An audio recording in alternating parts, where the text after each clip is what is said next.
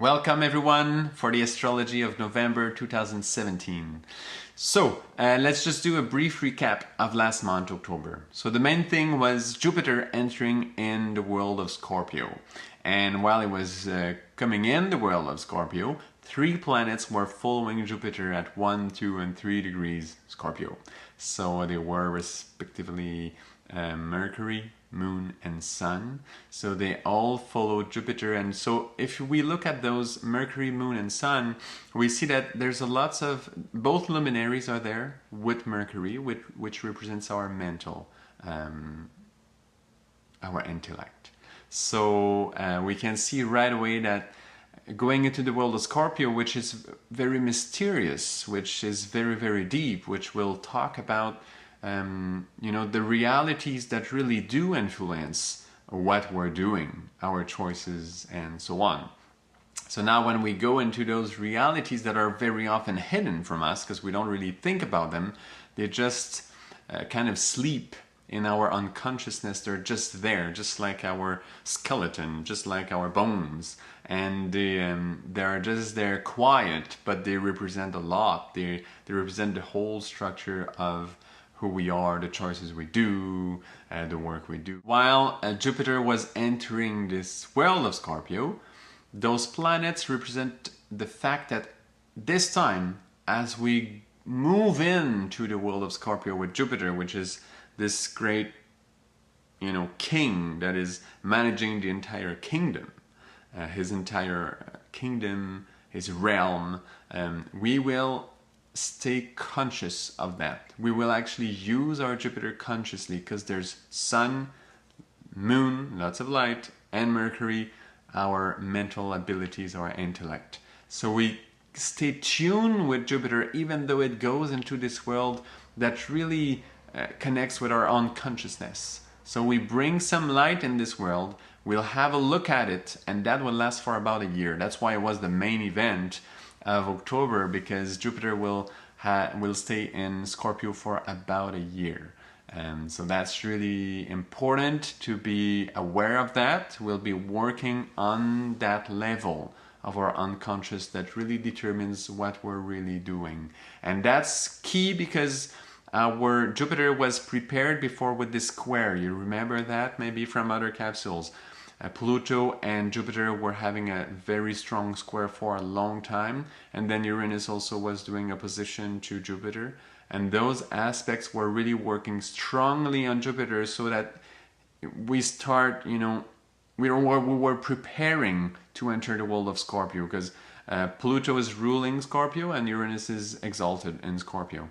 So those two planets were really preparing our own inner manager of our energies, a generous manager of our energies. So that's very key now, this Jupiter in Scorpio.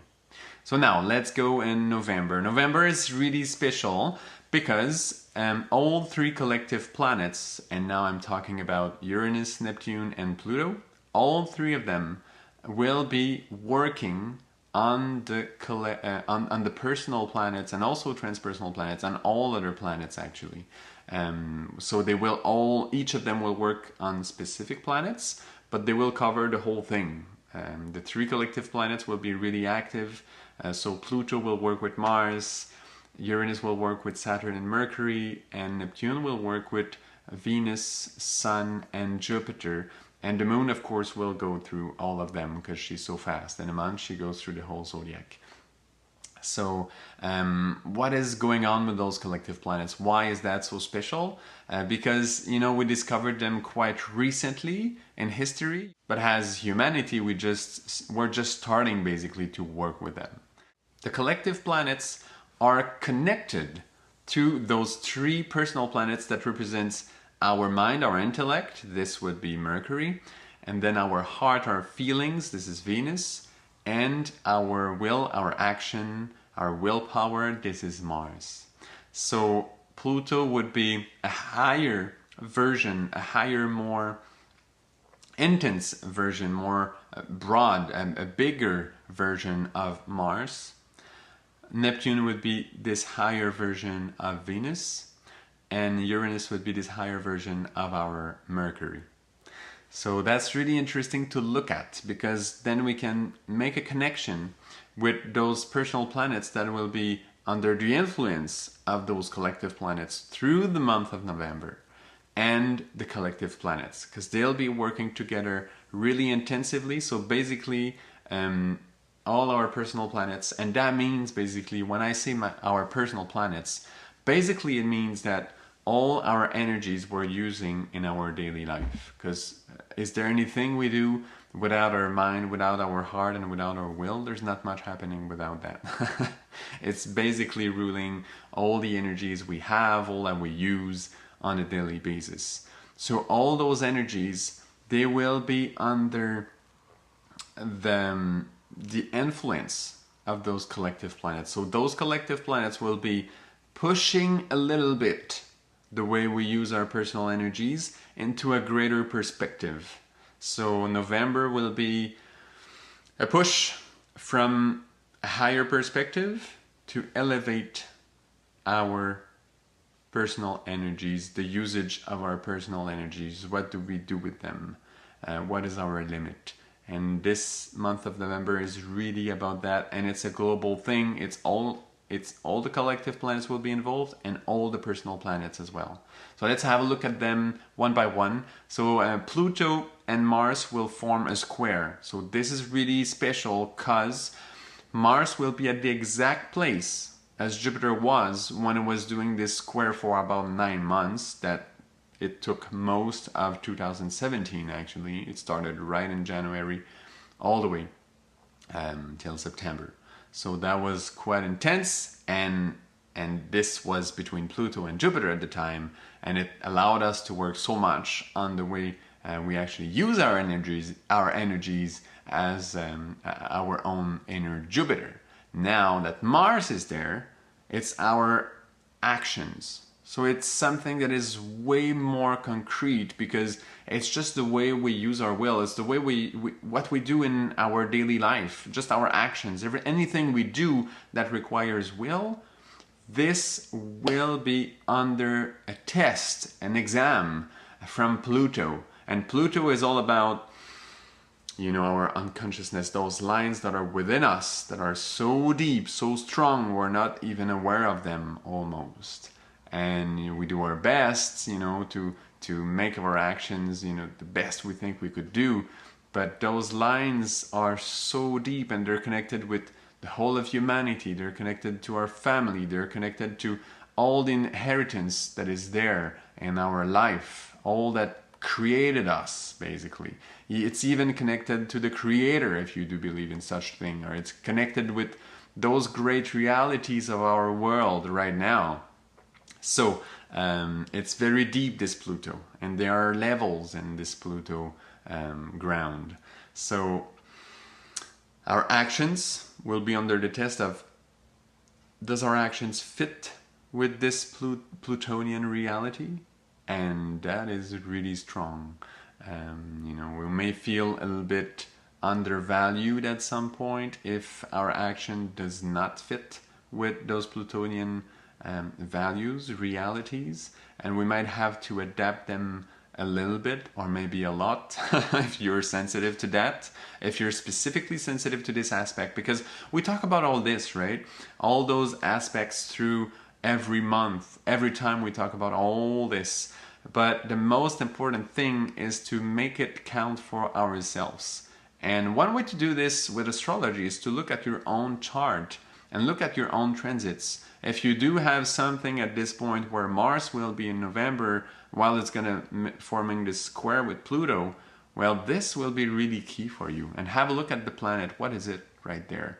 And this will tell you a lot. I'm just giving you right now general outlines so you see a little bit where all this is going as a whole, what everybody else will be living just like you. But if you want to have something personal to you, I don't like to do the sign by sign thing, because we basically have all the signs within ourselves, really. And we never know what planet we have where, right? So we would have to, I would talk about all the signs, you would actually have to read, to look really at each if I would talk about each zodiacal sign one by one, then really someone would have to look at all those signs. Because when you say, for example, oh, I'm Gemini, I'm Taurus, I'm Cancer, I'm Libra, etc., that means only that your sun is in this sign. And it has a lot of meaning because the sun is really important, as you know. It shows in our solar system. The sun is really key. But there's more than that, you know. There's all those other planets, and it's a bit more complex.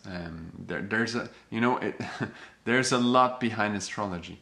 So I'm giving you the general outlines, but then it's really up to you to see what part of yourselves resonate with this work that is proposed for the entire humanity.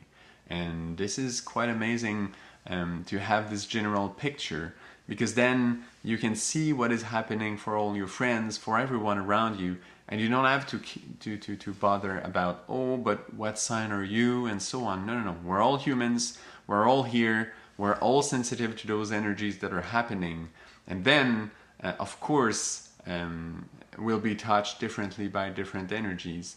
But, you know, really, I don't like to limit someone to a specific sign, because it's too much limitation, really. We're more than that. We really do have all signs within ourselves.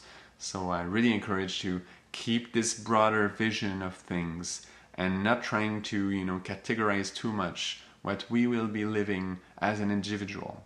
It's good to have this general perspective. I'll talk more about that someday, because it's so key and important, and it really defines the whole way we talk about astrology in those capsules. Anyway, just a little parentheses here. So I think we're pretty clear with this Pluto and Mars square. It's all about this test on our actions. Are they in line with those really strong lines that are within ourselves, that are pushing us basically to evolve in our life? So yeah, our actions will be under the spotlight for sure. A bit of tension because it's a square, so it will be something that will show, right? We will see really clearly if our actions are in line or not. So that will be strong. Let's have a look at Uranus. Uranus will be working with a trine with Mercury and Saturn. So that is really interesting, because Uranus is this higher level of Mercury. And it happened the same, by the way, with Pluto. Pluto is this higher version of Mars, a more collective one, because those deep lines we're talking about with Pluto, they really correspond with our will, but in a higher level, because that's what is really directing our will. It's this Pluto energy. So with Uranus here, now we're opening up our mind, and we're looking at a greater perspective. So since Saturn is there, with Uranus, this time with Uranus, Saturn and Mercury, we're looking at Uranus that is making our mind bigger, wider, more sensitive to a collective perception. Mercury, which is our mind, which is learning, which is under the influence and starting to open up. And Saturn, which represents the structure.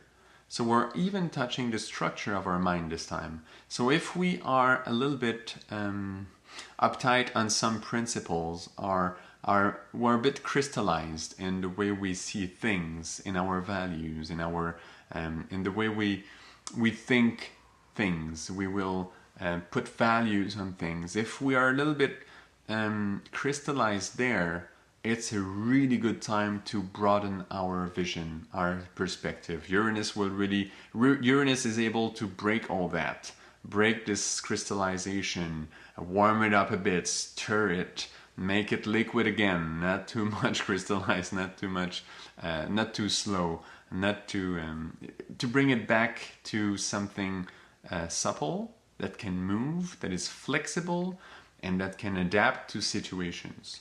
So November is really nice for this specific aspect. That's really, really good. Basically, it's kind of widening our consciousness. And there is actually a definition of initiation. What is an initiation? It's actually a way to widen, to broaden our consciousness. So, you know, the example is sometimes we see life, you know, through a certain angle, a certain perspective. And when you go through some kind of initiation, you just widen this a little bit and you have access to some more degrees of consciousness. Your perspective gets a bit bigger. So that's one thing that Uranus can really bring when he's working with both Saturn and Mercury at the same time. This time through a trine. A trine is quite beneficial. The energies will be flowing harmoniously there. So not too much tension, but really a helpful hand to help us open up our mind. Now let's have a look at Neptune. Neptune is working with the most beneficial planets. Basically, it will be Venus, Sun, and Jupiter, and all three of them. So that's really nice. Basically, it's kind of a dream almost. All those energies, Neptune with Venus, Sun, and Jupiter. It sounds so fresh. It sounds so nice, so comfortable, so reassuring. So what will be happening with those? What is Neptune doing? By the way, Neptune is the higher version of Venus. It's this higher perspective to our feelings, to love, actually. And that's what Neptune is all about there. Neptune will be giving us a sense of divine love. Now, what is divine love? And we all hear divine love, we say, wow, that's beautiful. I would really enjoy divine love. I want it. But actually, I think for me, the best way to understand it is through this sentence that Jesus said, which is, love each other as I loved you all. And for me, this sentence is really, really important, because when there is a spiritual master and disciples around, sometimes the disciples are kind of competing for the love of the spiritual master. And even though they don't want to show it because they know there's something lame into this kind of competition, it's not really good. So they try to hide it, but it's still kind of there because everybody wants the light of a spiritual master. When you're next to them, you feel something so strong, you just want it so much. So everybody get caught into that. And at any level, at some point you get caught, because it's like, it's something everybody wants, right? It's just, if there's one, you're on the beach and there's shade everywhere, but there's one spot under the sun, you will want that spot, of course, because you want the sun. It's the same thing here. You want this love. And so this sentence that Jesus said, love each other as I loved each one of you, for me is really important, because it tells us that, oh, even though we're not perfect, we still can have access to this, let's say, divine love, because that's how Jesus was loving the disciples and everybody actually on earth, and all the spiritual masters. That's how they love people, with divine love. And actually, this proposition, this idea that we can also experiment this love, is a Neptunian idea. That's what Neptune is doing. It brings us into a type of love that makes us feel complete. So we're not starving for something else. In love, also in a couple, when we're in love with someone, it's the same. Some people, they are not very stable in their relationships because they want something better all the time. They are with someone and they think, oh, I could be with someone that is more sweet. I could be with someone that talks more with me. I could be with someone that is more pretty, more beautiful. I could be with someone that is more rich, or something like that. And in their mind, they think about what they could have in love, right? And that tells that this person is not feeling complete. There's something missing, and that person wants it through love, which is nice. It's beautiful. It's a nice way to see things, right? Through love. That's very nice. And it's good to have that, because we always have to improve the quality of our love. I think this is very important. I don't want to condemn that. Nevertheless, there is this Neptunian way of looking at things, which is through a really strong love, you feel one with each other. You feel one with the others, and at this point you feel complete. You don't feel that there's something you're missing that much that you would do anything to get. And you don't feel that. What you would do anything to get is this divine love, actually. It's a type of love where you feel one, you feel complete. You don't feel there's this other half of myself somewhere in the world, I don't know where it is, this soulmate of some kind that I really want to find, and I'm working for that. That there's something really nice and beautiful and important into this natural instinct of seeking this other half. But there's one way of looking at it, which is Neptune proposing us to find this other half through divine love, through this kind of love. So for the people that, for them it's a bit of a problem that they seek all the time something else, so they don't have stability in their relationship, or even if the relationship is very stable, if within themselves they always think, oh, I could have more, I could be in a better situation, and for them it creates some instability, then turning yourself to this Neptunian energy can be a really, really good thing, can really bring you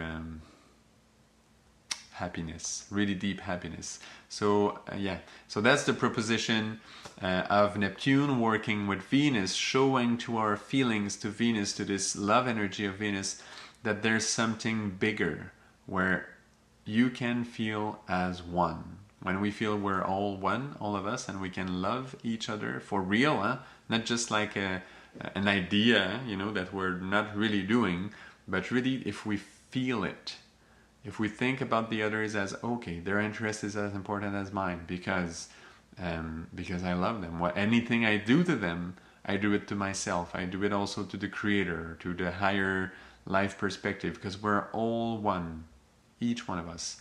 So this idea of Neptune is really key, and we'll be working with this trine with Jupiter, Venus, and Sun. So that's a really strong one, very positive, very nice, very bright. So you see how the collective planets are proposing us a lot of work in November. So good luck, everyone. It will be, it's very nice. It's actually blessings all the way, because we do deal with our personal planets on a daily basis all the time.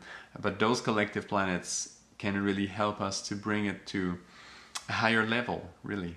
So good work, everyone. I think it's going to be a really nice one, November. So thank you so much. Enjoy and see you next time.